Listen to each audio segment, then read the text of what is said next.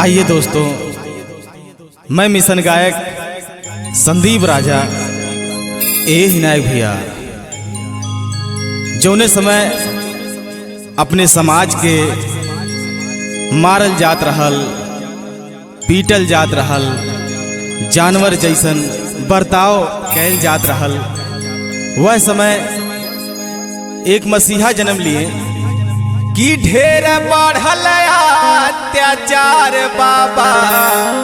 अरे लिहले आवता, कि ढेर बढ़ल अत्याचार बाबा लिहले आवता, कि भीम भैले विद्वान यही देशवा में, भीम भैले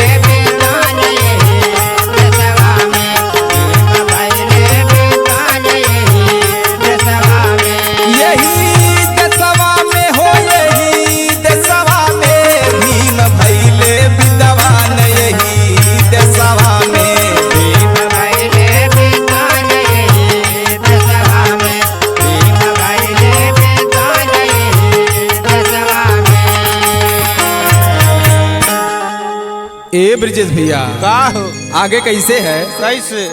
कि बाबा लड़ी के लड़ाई दिहले छुआछूत मिटाई, कि बाबा लड़ी के लड़ाई दिहले छुआछूत मिटाई,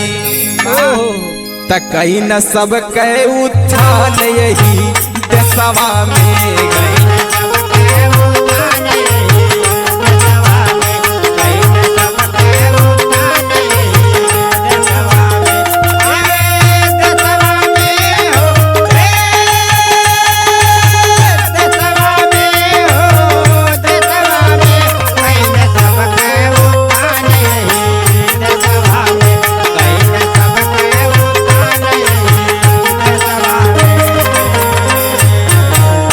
ए गुड्डू भैया का हो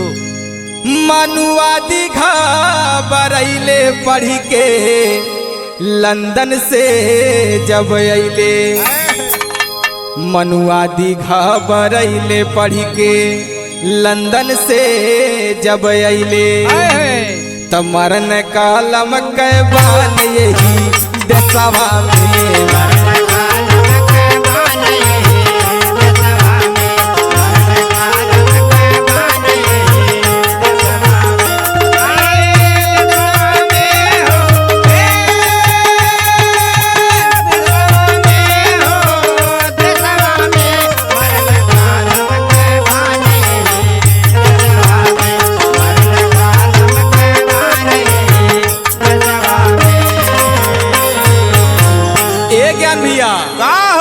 हर कई के रात दिन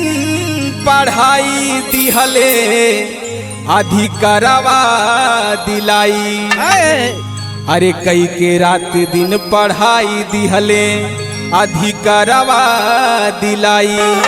तरचन भारत कहे विधान यही देशवा में, रचन भारत